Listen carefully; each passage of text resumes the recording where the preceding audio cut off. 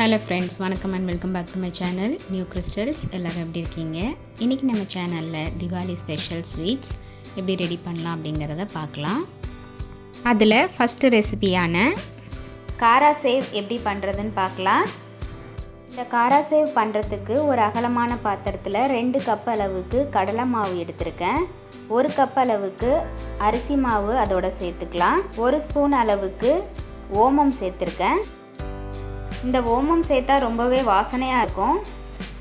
காரத்துக்கு தகுந்த மிளகாய்த்தூள், 1 டீஸ்பூன் அளவுக்கு மிளகுத்தூள், தேவையான அளவு உப்பு, 1/2 டீஸ்பூன் சமையல் சோடா, ஒரு 2 டீஸ்பூன் அளவுக்கு நெய் சேர்த்துருக்கேன். நெய் சேர்க்குறது ஆப்ஷனல் தான், தேவைப்பட்டால் சேர்த்துக்கலாம். அப்படி இல்லைன்னா பொரிச்சு எடுக்கிறதுக்கு நம்ம ஆயில் சூடு பண்ணுவோம் இல்லையா, அந்த ஆயிலே கூட இதோட சேர்த்து மிக்ஸ் பண்ணிக்கலாம். இப்போ கட்டி இல்லாமல் எல்லாத்தையும் நல்லா மிக்ஸ் பண்ணிவிட்டு கொஞ்சம் கொஞ்சமாக தண்ணி சேர்த்து சப்பாத்தி மாவு பதத்துக்கு நம்ம இதை பிசைஞ்சு எடுத்துக்கணும். ஆரம்பத்திலேயே ரொம்ப தண்ணி ஊற்றி பிசைஞ்சிடக்கூடாது, கொஞ்சம் கொஞ்சமாக தண்ணி சேர்த்து பிசையணும். அடுத்து அச்சு குழாயில் அந்த காராசேவ் அச்சை உள்ளே போட்டு நம்ம பிசைஞ்ச மாவை அதில் போடணும்.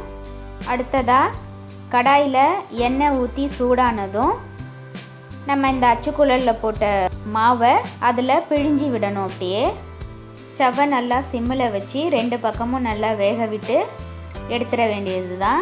காராசேவ் ரெடி ஆயிடுச்சு. நெக்ஸ்ட் ரெசிபி பாதுஷா. இந்த பாதுஷா ரெடி பண்ணுறதுக்கு ஒரு 100 கிராம் வெண்ணெயை நான் ஒரு அகலமான பாத்திரத்தில் எடுத்திருக்கேன்.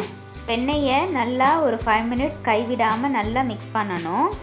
நல்லா மெல்ட் ஆனதும் இதில் ஒரு 2 கப் அளவுக்கு மைதா மாவு சேர்க்குறேன்.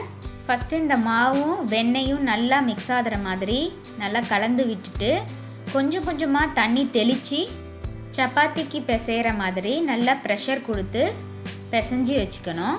பிசைஞ்ச மாவுலேருந்து ஒரு சின்ன உருண்டையாக எடுத்து நல்லா கையில் ப்ரெஷர் கொடுத்து உருண்டையாக உருட்டி நடுவில் ப்ரெஸ் பண்ணி நம்ம ரெடி பண்ணி வச்சுக்கணும். இந்த மாதிரி எல்லா மாவையும் ரெடி பண்ணி வச்சுக்கலாம். மாவையும் அந்த மாதிரி ரெடி பண்ணிவிட்டு இப்போ ஒரு கடாயில் ஆயில் ஊற்றி ஆயில் சூடானதும் அதை ஒன்று ஒன்றா போட்டு சிம்மில் வச்சு நல்லா ஒரு 5 மினிட்ஸ்க்கு 2 பக்கமும் வேக விட்டு எடுத்துடலாம். இதை எண்ணெயில் போட்டு பொரித்து எடுக்கும் போது கொஞ்சம் பொறுமையாகவே சிம்மில் வச்சு 2 பக்கமும் வேக விட்டு எடுக்கணும். நெக்ஸ்ட்டு இந்த பாதுஷாவை டிப் பண்ணி எடுக்கிறதுக்கு ஜீரா ரெடி பண்ணணும். 1 கப் அளவுக்கு சுகர், 1/2 டம்ளர் அதை தண்ணி சேர்த்து சுகர் நல்லா கரைஞ்சி கொதி வந்ததும் 1 கம்பி பதத்துக்கு அதை இறக்கிடலாம். ஜீரா ரெடி ஆனதும் ஆல்ரெடி நம்ம பொரித்து வச்சுருக்கிற பாதுஷாவை அதில் டிப் பண்ணி பிளேட்டில் எடுத்து தனியாக வச்சிடலாம். 2 பக்கமும் அந்த ஜீரா படுற மாதிரி பண்ணி பிளேட்டில் கிராஸில் அடுக்கி வைக்கணும். அப்போ தான் அது ஒன்றோடு ஒன்று ஒட்டாமல் இருக்கும். சூப்பரான பாதுஷா ரெடி ஆயிடுச்சு. பால்கோவா ரெடி பண்ண போகிறேன். அதுக்கு ஒரு கடாயில் ஒரு 3 டீஸ்பூன் அளவுக்கு நெய் ஊற்றிருக்கேன்.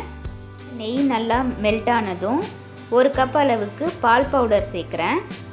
இது கூட இந்த பால் பவுடர் மிக்ஸ் ஆகிறதுக்கு தேவையான ஒரு 2 கரண்டி அளவுக்கு பால் சேர்க்குறேன். பால் சேர்த்து நல்லா கட்டி இல்லாமல் மிக்ஸ் பண்ணி சிம்மில் கொதிக்க வைக்கணும்.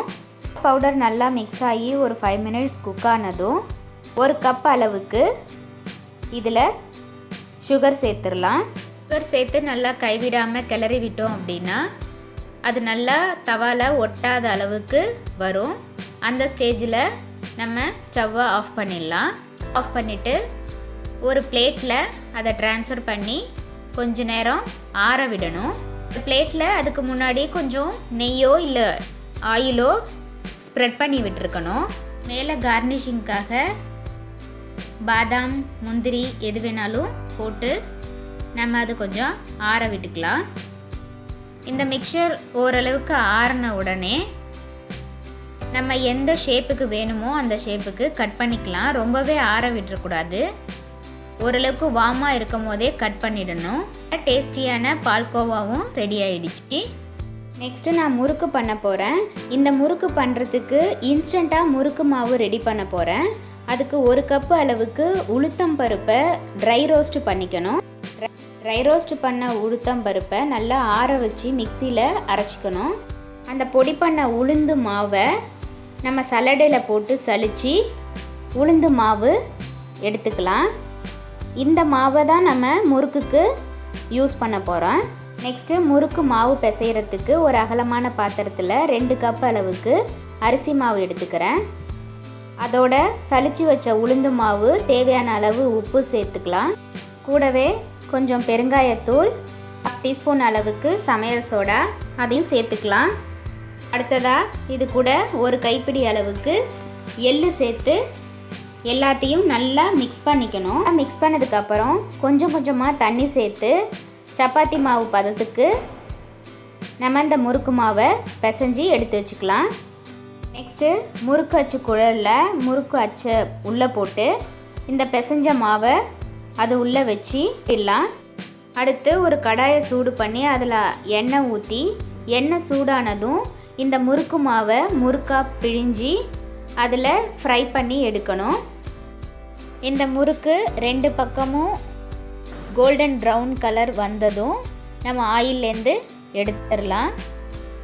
ரொம்ப சூப்பரான முறுக்கும் ரெடி ஆயிடுச்சு. இந்த மாதிரி ரெசிபீஸை நீங்களும் இந்த தீபாவளிக்கு ட்ரை பண்ணி பார்த்துட்டு எப்படி இருக்குது அப்படிங்கிறத கமெண்ட்ஸில் போஸ்ட் பண்ணுங்கள். கண்டிப்பாக இன்றைக்கி ஷேர் பண்ண வீடியோ உங்களுக்கு இன்ட்ரெஸ்டிங்காகவும் யூஸ்ஃபுல்லாகவும் இருந்திருக்குன்னு நினைக்கிறேன். வீடியோவை ஸ்கிப் பண்ணாமல் லாஸ்ட் வரைக்கும் பார்த்ததுக்கு ரொம்ப தேங்க்ஸ். இந்த வீடியோ பிடிச்சிருந்தா ப்ளீஸ் லைக் பண்ணுங்கள், ஷேர் பண்ணுங்கள் அண்ட் மறக்காமல் நியூ கிறிஸ்டல் சேனலுக்கு சப்ஸ்கிரைப் பண்ணி எனக்கு சப்போர்ட் பண்ணுங்கள். நெக்ஸ்ட்டு ஒரு இன்ட்ரெஸ்டிங் அண்ட் யூஸ்ஃபுல்லான வீடியோவோட உங்களை மீட் பண்ணுறேன். Till then bye from new crystals. Be safe and be healthy. Thanks for watching.